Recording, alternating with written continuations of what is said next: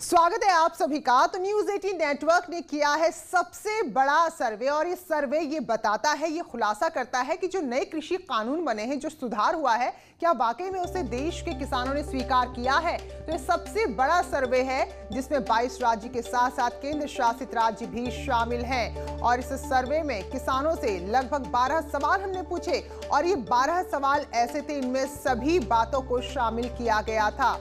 तो ये सर्वे हमने किया और इस सर्वे में #News18 फार्मर रिफॉर्म सर्वे है, जिसमें फार्म रिफॉर्म सर्वे यानी कि जो खेती में सुधार के लिए कानून बनाए हैं, क्या वाकई में वो किसान उपयोगी है। तो इस सर्वे में हमने जानने की कोशिश की है।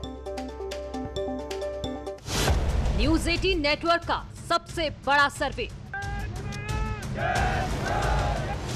कृषि कानूनों और कृषि सुधार पर सबसे बड़ा सर्वे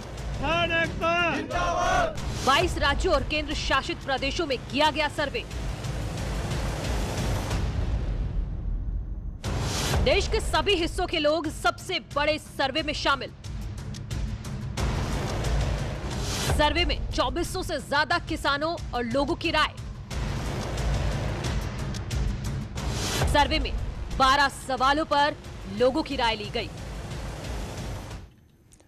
तो ये सर्वे किया गया, तो आखिर सर्वे के नतीजे क्या कहते हैं, क्या है देश की जनता का, देश के किसानों का मूड। बड़ी बातें आपको बताते हैं जो हमारे सर्वे में सामने आई। तो 61% किसान कृषि कानून के पक्ष में है, जबकि 53.6% किसान नए कानून को फायदेमंद बता रहे हैं। वहीं सर्वे में ज्यादातर किसान चाहते हैं कि जो प्रदर्शन हो रहा है, प्रदर्शन खत्म हो, जबकि 48.71% लोगों ने माना है कि कानून को लेकर जो विरोध प्रदर्शन हो रहे हैं पूरी तरह से राजनीति से प्रेरित हैं। वहीं 73.05% किसान कृषि सुधार और आधुनिकीकरण का समर्थन कर रहे हैं। वहीं 59% किसानों ने माना है कि कानून बेहतर है, इसलिए वापस नहीं लेना चाहिए, जबकि 60.90% किसान मान रहे हैं कि उनको अब उनकी उपज का, उनकी फसल का बेहतर दाम मिल सकेगा। जबकि 69.65% किसान मानते हैं कि कानून से मंडियों के बाहर जो उनको उनकी फसल को बेचने की आजादी है, उनके फायदे में है। वहीं 53.94% लोगों ने MSP यानी कि न्यूनतम समर्थन मूल्य पर सरकार के लिखित भरोसे का समर्थन किया है। वहीं 66.71% लोग पराली जलाने के खिलाफ अध्यादेश वापस लेने की मांग से असहमत हैं, यानी कि उनका कहना है कि पराली जलाना गलत है और इस पर कार्रवाई होनी चाहिए।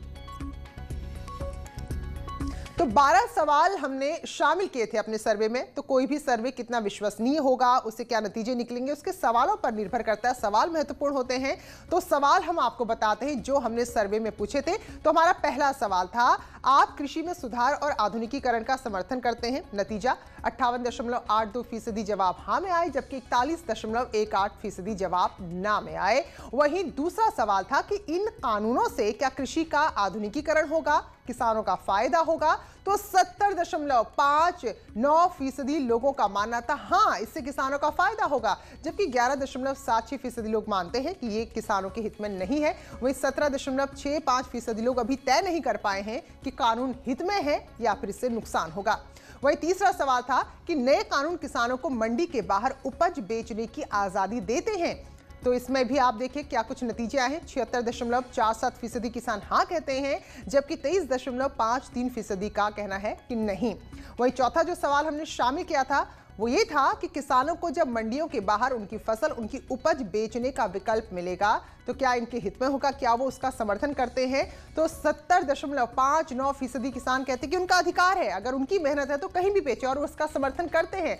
वहीं जो 29.41% लोग हैं तो वो कह रहे हैं कि जो अब तक व्यवस्था चली आ रही थी वही व्यवस्था ठीक थी। वहीं जो पांचवा सवाल था वो ये कि नए कानून से किसानों को ज्यादा फायदा मिलेगा, ज्यादा विकल्प मिलेगा अपनी फसलों को बेचने का। तो ऐसे में 64.7% लोग कह रहे हैं कि हाँ ये बेहतर है, जबकि 35.3% लोगों का जवाब ना में आया। और हमारा छठा सवाल था कि प्रधानमंत्री जो MSP यानी कि न्यूनतम समर्थन मूल्य को जारी रखने का भरोसा दिला रहे हैं, क्योंकि इसी पर ज्यादातर किसानों का विरोध है। तो क्या इसकी जानकारी किसानों को है, क्या वो उस पर विश्वास करते हैं। तो ऐसे में 76.47% किसानों का कहना था कि हाँ उन्हें जानकारी है, और वहीं 23.53% किसानों का कहना था कि उनके लिए केवल एक खबर है। और नवा सवाल क्या था, दिल्ली और उत्तर भारत में प्रदूषण फैलाने वाले, पराली जलाने वालों पर रोक लगाने वाले अध्यादेश को सरकार से वापस लेने की जो मांग हो रही है, क्या ये मांग उचित है। तो यहाँ पर देखिए कि जो लोग थे उनका कहना था कि दरअसल मांग उचित नहीं है क्योंकि पराली जलाने से प्रदूषण होता है। तो ऐसे में 82.35% लोग कह रहे हैं कि मांग पूरी तरह अनुचित है, यानी कि कानून तो उसके खिलाफ भी बनना चाहिए जो पराली जलाकर प्रदूषण फैलाते हैं। जबकि 17.65% लोगों का कहना था कि मांग सही, यानी कि 17.65% लोग मानते हैं कि अगर पराली जलाई जा रही है तो उसमें कुछ भी गलत नहीं है। और जो 10वां सवाल था वो हमने पूछा कि क्या आप जानते हैं कि विपक्ष के कई नेताओं ने सत्ता में रहते ऐसे ही कानून का समर्थन किया था। तो जो नेता भी विरोध करे दरअसल कभी उसका समर्थन कर चुके थे। तो ऐसे में 70.59% किसान सामने आए जो इस बारे में जागरूक है, जिनको जानकारी है। और जबकि 29.41% किसानों ने कहा नहीं, उन्हें कोई जानकारी नहीं है। और 11 सवाल जो था वो ये कि क्या आप सोचते हैं कि कृषि कानून का जो विरोध हो रहा है वो राजनीति से प्रेरित है, यानी कि जो विपक्षी दल है वो अपने हित के लिए किसानों का इस्तेमाल कर रहे हैं। तो ऐसे में 58.82% किसान कह रहे हैं कि हाँ, इसका प्रयोग राजनीति के लिए हो रहा है, जबकि 29.41% लोगों का कहना है नहीं। वहीं 11.77% लोग तय नहीं कर पा रहे हैं कि किसानों का आंदोलन है या फिर राजनीति से प्रेरित है। और जो हमारा आखिरी सवाल था, जो 12वां सवाल था, वो ये था कि क्या प्रदर्शन को खत्म करने का वक्त आ गया है, क्योंकि इससे सबका नुकसान हो रहा है। तो ऐसे में 76.48%, एक बड़ी संख्या है, तो 76.48% लोग मानते हैं कि प्रदर्शन को खत्म कर देना चाहिए, जबकि 23.52% लोग ये मानते हैं कि प्रदर्शन चलते रहना चाहिए। तो इस सर्वे के हमारे नतीजे हैं, तो जिसमें से ज्यादातर सरकार के कानून के पक्ष में है और लोग उससे पूरी तरह से सहमत हैं। और उनका कहना है कि जब उनको अपनी फसल बेचने की आज़ादी मिलेगी तो उनके लिए आर्थिक आज़ादी भी होगी। और हमारे सहयोगी हमारे साथ जुड़े हुए हैं, अलाउद्दीन इस वक्त लखनऊ से हमारे साथ जुड़े हैं। तो पहले अलाउद्दीन का रुख करेंगे। तो अलाउद्दीन, जो आंकड़े सामने आए हैं, जो एक बहुत ही विश्वसनीय सर्वे हमने कराया है, वो सर्वे बता रहा है कि भाई ज्यादातर किसान तो संतुष्ट हैं, कह रहे हैं कि एक तरह से आर्थिक आज़ादी उनके लिए कानून लेकर आया है।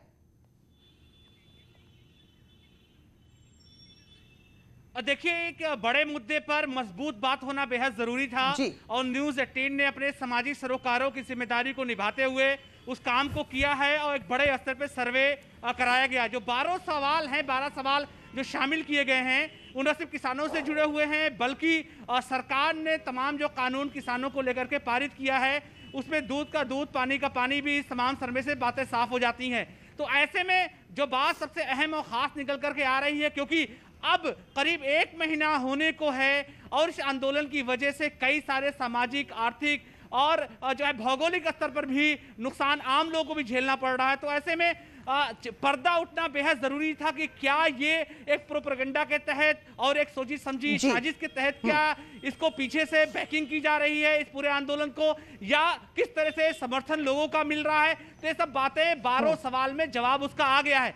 अब बारी उन तमाम पॉलिटिकल पार्टी और सियासी पार्टियों की है कि उनकी तरफ से अगर इस पूरे आंदोलन में जो है आग डालने का और घी डालने का काम किया जा रहा है तो उनको संभलने की बेहद जरूरत है। बिल्कुल, तो लगभग 77% लोग मानते हैं कि अब ये प्रदर्शन खत्म हो जाना चाहिए। उपेंद्र, मैं आपके पास आऊंगी, लेकिन उससे पहले केंद्रीय मंत्री संजीव बालियान, किसानों के नेता भी उनको आप कह सकते हैं, क्योंकि ऐसी जगह से मुजफ्फरनगर से आते हैं जहाँ खेती किसानी होती है, पश्चिमी यूपी से वो आते हैं, तो उनका क्या कहना है वो जरा सुनिए आप।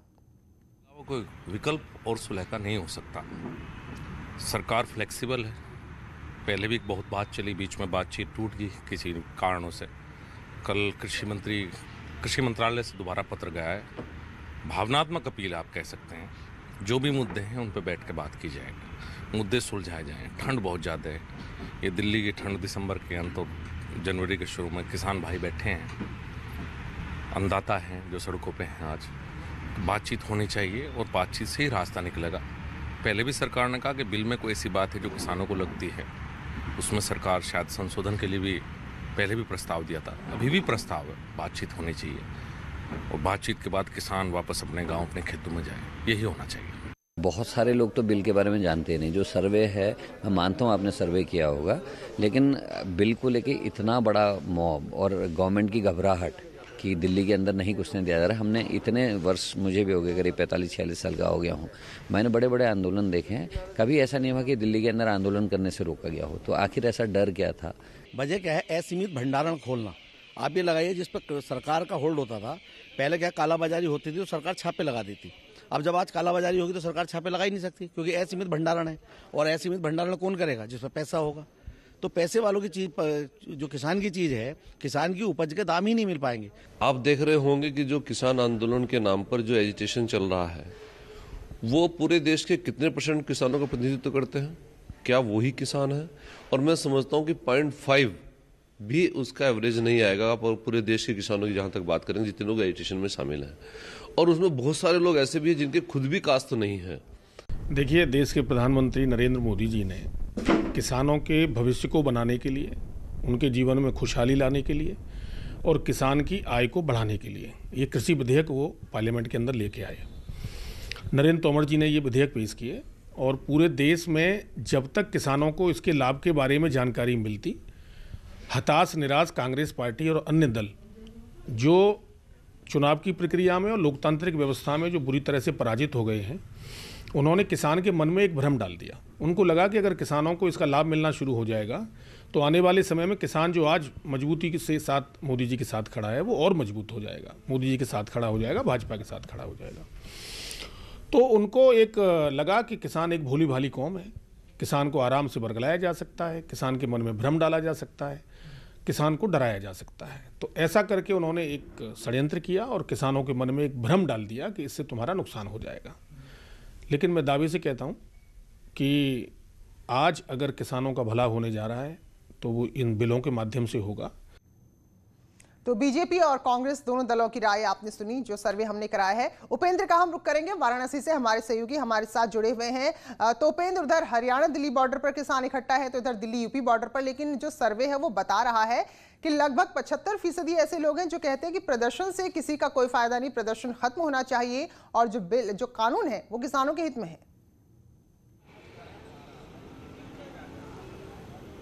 बिल्कुल, देखिए, जो प्रदर्शन से जो उपजे सवाल थे या प्रदर्शन के जो मुख्य सवाल थे, उन्हीं को इस पूरे सर्वे में बुनियाद में रखा गया और इसीलिए ये सर्वे बेहद निष्पक्ष है और बहुत सटीक है। दूसरी खास बात है कि इस सर्वे में सभी राज्यों के किसानों को, हर शहर हर कस्बे के किसान को रखा गया है। यानी कि जो एक बात कही जा रही थी कि एक खास प्रदेश से ही किसान है, तो ऐसे में इसमें उत्तर भारत का, चाहे बिहार हो, चाहे उत्तर प्रदेश हो, चाहे पूर्वांचल हो, चाहे मध्य यूपी हो, तो चाहे मध्य प्रदेश हो, तो सभी के किसान को रखा गया। यानी कि जो किसान है वो पूरे देश में उसका एक ही मुद्दा है और सभी किसानों को इस पे रखा गया, उनकी राय ली गई। तो ऐसे में ये जो सर्वे है इसलिए बेहद सटीक बैठता है। और खास बात ये है कि सभी में लगभग, जैसे कि बनारस से भी जो इनपुट गया और जो पूर्वांचल के दूसरे जिलों से जो सर्वे में बात आई, वो साफ तौर पे ये थी कि जो है पहली बार सरकार एक बिल लाई है तो पहले उसको देखना चाहिए। बिना बिल लागू हुए उसको लेकर जिस तरीके से आंदोलन किया गया, इसके फेवर में किसान नहीं थे। हालांकि उन्होंने कहा कि किसानों की बात जो है सरकार सुन रही है और वार्ता होनी चाहिए और किसी भी तरीके से बातचीत से ही हल निकलेगा। तो प्रदर्शन के खिलाफ भी किसान थे। तो ये जो सर्वे की जो मुख्य बात थी, जो रिएक्शन थे किसानों के सर्वे को लेकर, वो ये थे कि उनका कहना था कि बातचीत से हल हो सकती है बात। दूसरी बात कि पहले सरकार को बिल लाने तो दीजिए, उसके आप लाभ हानि ये तो बाद में बात होगी, पहले उसका पूर्वानुमान करके इतना बड़ा आंदोलन नहीं होना चाहिए। और जिस तरीके से जो बात थी, जो एक बुनियादी सवाल जो आपने भी अभी किया था कि इसमें से बहुत सारी विपक्ष के वो नेता थे जो उन्होंने कभी न कभी राजनीतिक काल में अपने इसको परिस्थिति परोक्ष रूप से अप्रत्यक्ष रूप से उन्होंने इसका समर्थन किया था। तो ये बात भी किसानों ने कही, जिनको जानकारी थी, उन्होंने कहा कि उन्होंने पढ़ा था और उनको पता चला कि जो लोग चेहरे हैं ये चेहरे का भी समर्थन भी किए। इसलिए हमने हर सवाल शामिल किया, चाहे किसानों के हिस्से जुड़ा हो, उनकी जानकारी से जुड़ा हो, जागरूकता से जुड़ा हो, राजनीति से जुड़ा हो, और उसके बाद ही ये सर्वे के नतीजे आए हैं, तो अपने आप में विश्वसनीय हो जाते हैं। बहुत बहुत शुक्रिया उपेंद्र, और साथ में हमारे साथ अलाउद्दीन जुड़े थे लखनऊ से। आप दोनों का बहुत बहुत धन्यवाद। एक छोटा सा ब्रेक ले रहे हैं, लौटेंगे जल्दी। स्वागत है ब्रेक के बाद, और आइए सीधे आपको लखनऊ ले चलते हैं। केजीएमयू का दीक्षांत समारोह है, जहां खुद राष्ट्रपति शामिल हुए वर्चुअली और संबोधित कर रहे हैं, जिसमें हमारे देश की जनसंख्या में कमी दर्ज की गई। एक और तथ्य उस समय देश में हो रहे बदलाव को स्पष्ट करता है। आप सभी जानते हैं कि 1910 में सम्राट बनने से पहले किंग जॉर्ज सन 1905 में प्रिंस ऑफ वेल्स के रूप में भारत आए थे। उसी यात्रा के दौरान केजीएमसी की आधारशिला रखी गई। उस शिलान्यास का उद्देश्य प्रिंस ऑफ वेल्स की यात्रा को यादगार बनाने का था। लेकिन जब अगले प्रिंस ऑफ वेल्स 1921 में भारत आए, तब तक आजादी और राष्ट्रीय आंदोलन की चेतना जागृत हो चुकी थी। गांधी जी की प्रेरणा व मार्गदर्शन में देशवासियों ने हर जगह असहयोग आंदोलन के तहत प्रत्येक सरकारी समारोह के बायकॉट के संकल्प को कार्य रूप दिया। इस प्रकार देशव्यापी स्वाधीनता आंदोलन में लखनऊ की भी महत्वपूर्ण भागीदारी रही। आप सबकी यूनिवर्सिटी के परिसर में स्थित गांधी मेमोरियल और संबद्ध चिकित्सालय, Kasturba chest hospital, Sardar Patel boys hostel, Kalam centre और Atal Bihari Vajpayee scientific convention centre हमारे राष्ट्र निर्माताओं के आदर्शों की याद दिलाते हैं। प्यारे विद्यार्थियों, आपने अपने लिए जिस नोबल प्रोफेशन को चुना है, उसका महत्व केवल जीविकोपार्जन तथा व्यक्तिगत उन्नति के लिए नहीं है। आपने मानव सेवा का मार्ग चुना है। हमारे देश में डॉक्टर को भगवान का दर्जा दिया जाता है। आप सब युवा डॉक्टर यह हमेशा याद रखें कि मरीज केवल मेडिकल केसेस नहीं होते हैं, वे संवेदनशील मनुष्य होते हैं जो पीड़ा, परेशानी, तनाव और आशंका की स्थिति में आपके पास आते हैं। अतः मरीज की देखभाल करने वाले डॉक्टर। चले आगे बढ़ते हैं। सैकड़ों करोड़ के बाइक बोर्ड घोटाले से जुड़ी बड़ी खबर आ रही है। प्रवर्तन निदेशालय यानी कि ईडी ने मनोज त्यागी को गिरफ्तार कर लिया है। साथ ही दिल्ली एनसीआर में साहा इंफ्राटेक प्राइवेट लिमिटेड और उसके प्रमोटर अनिल साहा के ठिकानों पर भी लगातार छापेमारी हुई है। F7 ब्रॉडकास्ट प्राइवेट लिमिटेड और उसके पूर्व डायरेक्टर मनोज त्यागी के ठिकानों में छापेमारी हुई है। तो मनोज त्यागी की तस्वीरें भी दिखा रहे हैं। तो गिरफ्तारी हो चुकी है आज और इन पर कई सारे घोटाले के आरोप हैं। बाइक बोर्ड घोटाले में निवेशकर्ताओं की रकम रियल एस्टेट पर लगाई थी और बगैर कानून लिखा पढ़ी के सब कुछ हुआ था। छापेमारी में 9.5 लाख रुपए, दस्तावेज और इलेक्ट्रॉनिक डिवाइस बरामद हुई है। ऋषभ मणि हमारे सहयोगी और जानकारी देंगे। फिलहाल बड़ी खबर जो इस वक्त की आई है तो वो यही है कि यहाँ गिरफ्तारी हुई है मनोज त्यागी की और ईडी यानी कि जो प्रवर्तन निदेशालय है उसने मनोज त्यागी को गिरफ्तार किया है। तो आरोप है कि इन कंपनियों ने बाइक बोर्ड घोटाले में निवेशकर्ताओं की जो रकम थी, बाइक बोर्ड कंपनी में जो निवेश हुआ था, जो निवेशकर्ताओं ने जो निवेश किया था बगैर उनकी सहमति के, बगैर कानूनी लिखा पढ़ी के, वो सारी रकम रियल एस्टेट में लगा दी थी। और बड़ी खबर संभल से है जहां कंबल वितरण के दौरान लूट मच गई और कई लोग दब गए हैं। थाना एवं कस्बा चंदौसी का ये मामला है। हालांकि बहुत बड़ी जनहानि नहीं हुई, लेकिन जिस तरह से यहां पर लूट मची थी, बड़ा हादसा हो सकता था। तो सर्दियों का मौसम है, ऐसे में कई जगह कंबल वितरण का काम चलता है। तो ये देखिए जरा, यहाँ पर भी कंबल वितरित किए जा रहे थे, बांटे जा रहे थे संभल में, लेकिन इसी दौरान यहाँ पर लूट मच गई, सामानों की भगदड़ मच गई और कई लोग यहाँ पर दब गए। तो राहत की बात यह है कि कोई बड़ा हादसा यहाँ पर नहीं हुआ। तो महिलाएं, बच्चे, पुरुष, हर कोई इस भीड़ में जुटा था कंबल लेने के लिए, लेकिन यहाँ पर देखते ही देखते थोड़ी भगदड़ सी हुई और लूट मच गई। यानी कि जिसको जितना मिला वो उतना लेने की कोशिश में था और इसी के चलते यहाँ पर ये पूरा माहौल बिगड़ गया। हालांकि राहत की बात ये रही कि कोई बड़ा नुकसान नहीं हुआ है। हमारे सहयोगी सुनील हमारे साथ जुड़े हैं। तो सुनील, तफसील से बताइए पूरी खबर। देखिए, मैं आपको बता दूं, ये संभल के चंदौसी कस्बे का मामला है, जहाँ पर एक निजी संस्था कपड़े, कंबल, अंगीठी वगैरह वितरण करती रही है। इस बार ये स्टेशन के पास में एक कार्यक्रम रखा गया है जहाँ पर ये वितरण होना था, लेकिन अदूरदर्शी तरीके से कोरोना की चिंता न करते हुए भारी भीड़ जुटा ली गई और उसके मंच से आयोजक गण है कपड़े फेंकने शुरू कर दिए है। उसके बाद लूट मच गई है। आज जिले के बड़े अधिकारी भी यहाँ पर शामिल हुए, कई लोग इसमें दबे हैं। बड़ा हादसा तो नहीं हुआ है, लेकिन बड़े हादसा की संभावना से कतई इनकार नहीं किया जा सकता, क्योंकि इससे पहले साड़ी वितरण के दौरान इस तरह की घटनाएं हो चुकी हैं, बिल्कुल तो सामने आ चुके हैं। उसके बाद इन्होंने कोई सबक नहीं लिया। जी, तो यहाँ प्रशासन की अनुमति ली गई थी सुनील, क्योंकि एक तो कोरोना काल और वैसे भी आप इतनी भीड़ जुटाते हैं तो अनुमति भी लेनी होती है। जी हम आपको बता दें, जिले के एक बहुत बड़े अधिकारी इस कार्यक्रम में शामिल हुए हैं। सवाल जब अधिकारी शामिल है, अनुमति फिर कौन पूछेगा? और आयोजक लोग हैं, हम उनसे चाह रहे हैं, वो टेलीफोन पे उपलब्ध नहीं हो पा रहे जी, उनसे हम बात करना चाह रहे हैं जी। तो ये हमारे सहयोगी बता रहे कि खुद एक जब बड़े अधिकारी, जाहिर सी बात है, अगर कार्यक्रम का हिस्सा बन जाए तो भाई उससे कौन सवाल जवाब करेगा। और देखिए यहाँ पर क्या हुआ है, एक कोई निजी संस्था है जो यहाँ पर ठंड के जो कपड़े होते हैं, कंबल होते हैं, वो बांटने के लिए आई थी, लेकिन अव्यवस्था यहाँ पर देखिए। तो सुनील, क्या इस वक्त हालात संभाल लिए गए हैं? अभी क्या चल रहा है? क्या इसी तरह की भगदड़ मची है या फिर सब कुछ अभी शांत हो गया है?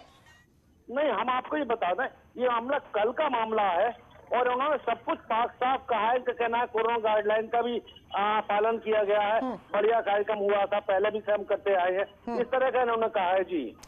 तो सुनील, वो अधिकारी कौन थे जिनकी छत्र छाया में सारे कानून की धज्जियां उड़ा दी गई? कोई जानकारी उनके बारे में? उनके बारे में तस्वीरें यहाँ तक बताती है, डीएम संभल इस कार्यक्रम में दिखाई दे रही है जी। हाँ, खुद जिले का जब यहाँ पर मुखिया बैठा हो तो जाहिर सी बात है फिर आगे किसकी कौन परवाह करे या कानूनों की कौन परवाह करे। तो सुनील, ये जो संस्था है जो यहाँ पर वितरण के लिए पहुंची थी, ये इलाका कौन सा पड़ता है? तो क्या उसको नहीं पता था कि भाई कितनी भीड़ आएगी, किस तरह की व्यवस्था की जिम्मेदारी भी उसकी थी? देखिए हम आपको बता दें, इस तरह के कार्यक्रम होते हैं, शासन द्वारा भी अक्सर कार्यक्रम होते हैं, तो लिस्ट बनाई जाती है, कौन लोग पात्र होते हैं, उन लोगों को बुलाया जाता है और नियम से ये सारा बांट दिया जाता है। यहाँ पर पूरा हुजूम उमड़ पड़ा है, भीड़ उमड़ पड़ी है। तस्वीरें तो कम से कम यही बता रही है कि ना तो इन पर इतनी जगह का इंतजाम था उस जगह वहां पर, और ना इतनी भीड़ जुटाई जानी। बिल्कुल सुनील, तो हम उम्मीद ये करते हैं कि किसी तरह का नुकसान यहाँ ना हुआ हो, लेकिन सवाल खड़े होते हैं कि भाई एक तो कोरोना काल, ऊपर से भीड़ इतनी जुटा ली, और जो हमारे सहयोगी बता रहे हैं कि खुद जिला अधिकारी ऐसे कार्यक्रम में मौजूद थे जो बगैर अनुमति के यहाँ पर आयोजित किया गया था। बहुत बहुत शुक्रिया सुनील आपका जानकारी के लिए।